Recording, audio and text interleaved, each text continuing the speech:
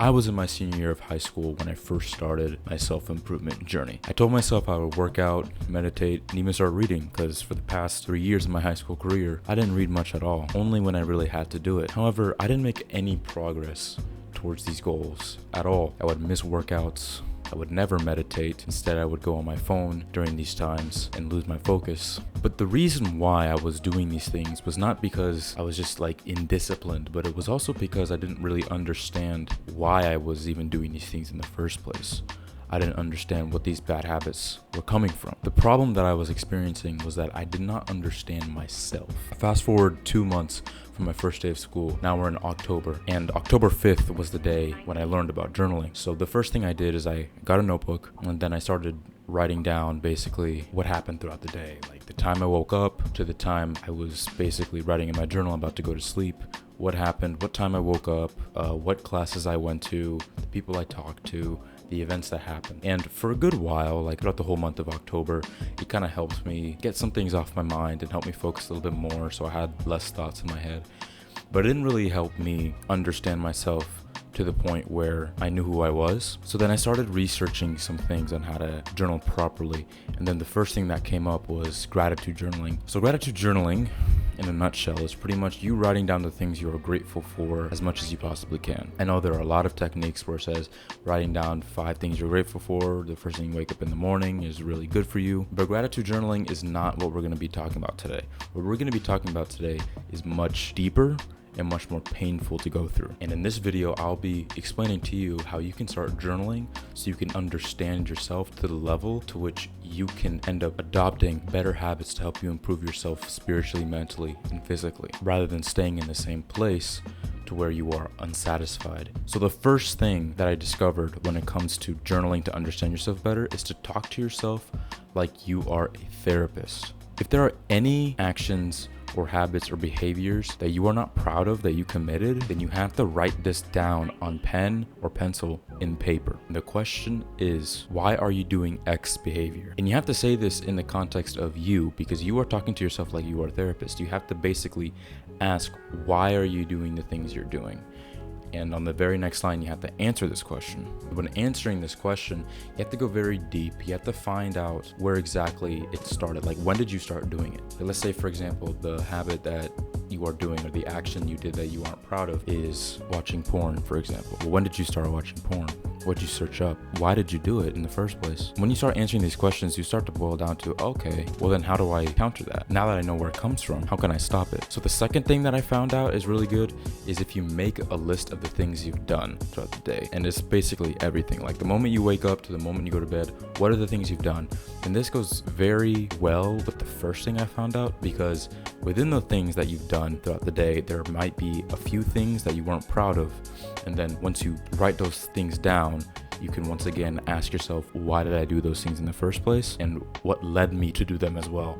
Because there can be certain stimuluses that arise around you. Like, for example, when it comes to pornography, which is one of the most addictive things there is ever. Many social media apps and the internet in general kind of pushes these sexual desires onto people because it makes them money. Like, for example, on Instagram, you might follow this girl that you think is really hot, or you go on YouTube and you find a Fresh and Fit podcast episode, and then there are all a bunch of hot girls dressed sexy, but then Fresh and Fit are shouting at them the whole time, but they tell them to dress like that specifically, so you click on the video, and then that ends up inevitably making you stimulated. And so I'd say a good way, if you are addicted to porn, is journal about that. And based on what I just said, whether or not that might be true, you can include that in your answer and then find out what exactly the answer is to not do that anymore. And I can help you cheat really quick. The quick answer to it is to just unfollow those girls on Instagram, just unsubscribe from those useless red pill content creators,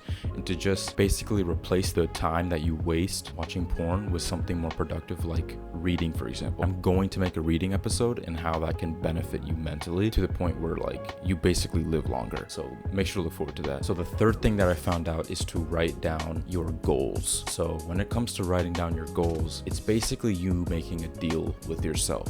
When you write down that goal, it is you telling yourself, I'm going to do this no matter what. That's the promise you're making to yourself. And if you want to think of this more spiritually, it's you making a promise to God that you will accomplish that thing that you want to do. So once you got those goals down, every evening, basically every end of the day, you write down what you did to accomplish that goal. And if you didn't do anything to accomplish that goal, once again, circle back to the first thing that I found out, which is to basically ask yourself, why are you doing something you're not exactly proud of?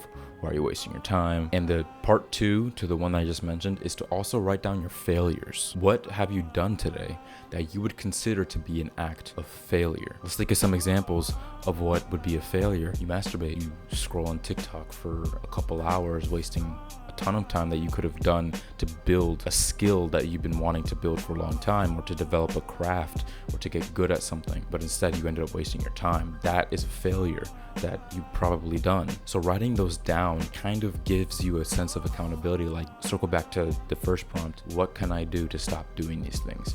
So at this point of the video, you're probably still wondering, okay, how can journaling actually help me understand myself though? When you are asking yourself what you are doing wrong, and answer with something that helps you uncover something within you that you have not addressed yet, that is called accountability. Because what you're basically doing is you are holding yourself responsible for doing the bad things that you are doing. And by doing that, it helps you understand yourself to a level to where when you do a bad deed, you know why you're doing it, because you've told yourself why you're doing it, because you found out through internal processing. A lot of people use therapy for this, but me personally, I was able to do this just through journaling, and so are you. Because talk therapy, which is like one of the most popular forms of therapy, uses a technique in which they let you answer your own questions and they let you solve your own problems. So basically what therapists do is that they ask you an open-ended question, like, why do you feel this certain type of way, right? Like just something very broad. So you're basically solving yourself internally, just an outside force, like a therapist is helping you do that.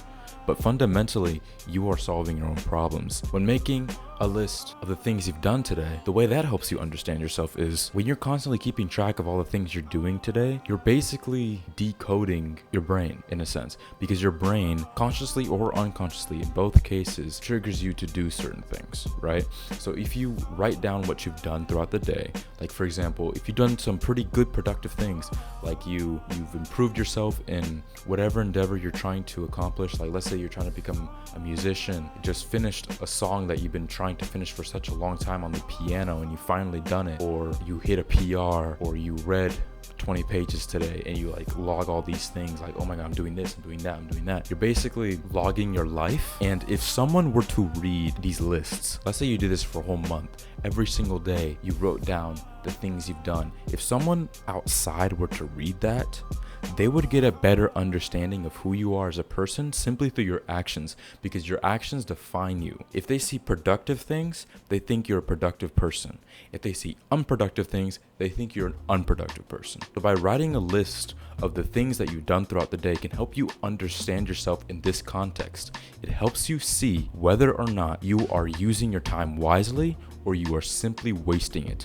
It helps you understand if you're being productive or unproductive. The third thing, which I mentioned before, which was writing down your goals. And then after that, in the evenings, writing down what you've done to accomplish those goals.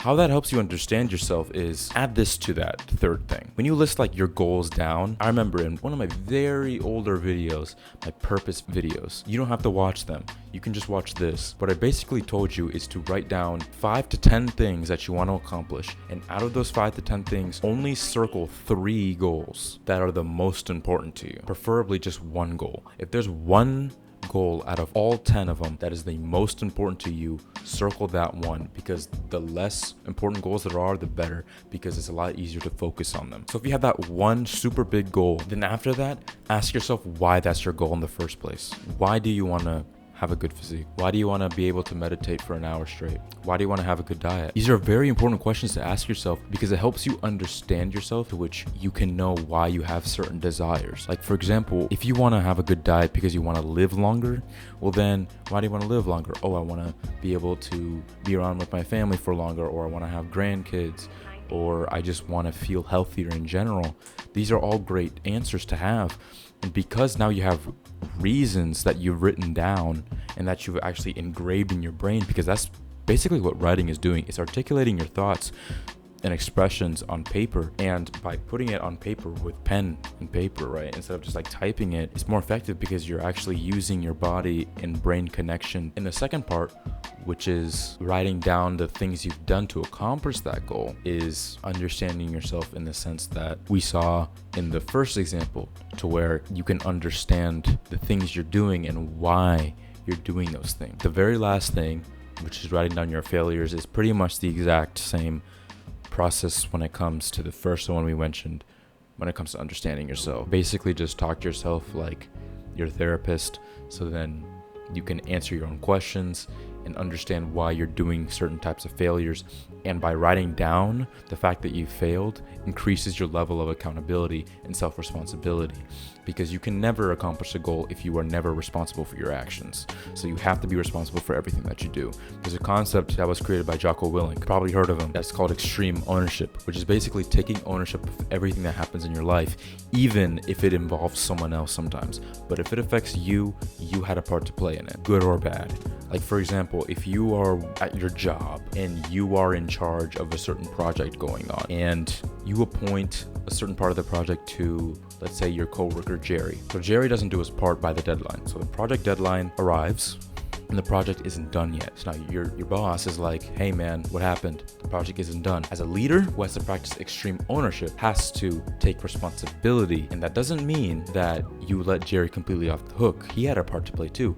But you also had a part to play. What could you have done to help Jerry, or to tell Jerry to do his part? You could have been on top of him. You could have reminded him every now and then, hey Jerry, how's your part on the project going? Hey Jerry, have you done that part yet? But you didn't do that because it wasn't done. So you always have a part to play when it comes to good or bad events that happen in your life. Now, of course, things that are way out of our control, like the weather, for example, that's completely out of your control. But if it's within your reach, like something that happens to you directly, it is likely that you had a part to play in it. But that tangent aside, writing down your failures increases your accountability, and because your accountability increases your self-responsibility, it also increases your self-understanding, because now you know why you do certain things, because you're accountable for your actions. And additionally, because you know you are a certain way, you know how to play to your strengths and work on your weaknesses. And actually, speaking of strengths and weaknesses, I actually forgot to add that part. Let's add it right now. Write down your strengths and weaknesses, and find time to play to those strengths and find time to work on those weaknesses.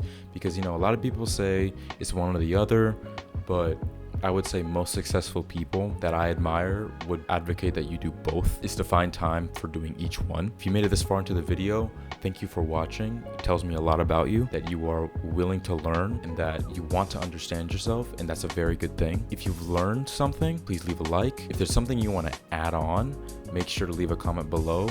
And if you didn't like this video, then go ahead and dislike it. It tells me whether or not I should make more videos like this. So I appreciate all kinds of feedback and all kinds of engagement. And on that note, I will see you guys in the reading episode. Bye-bye.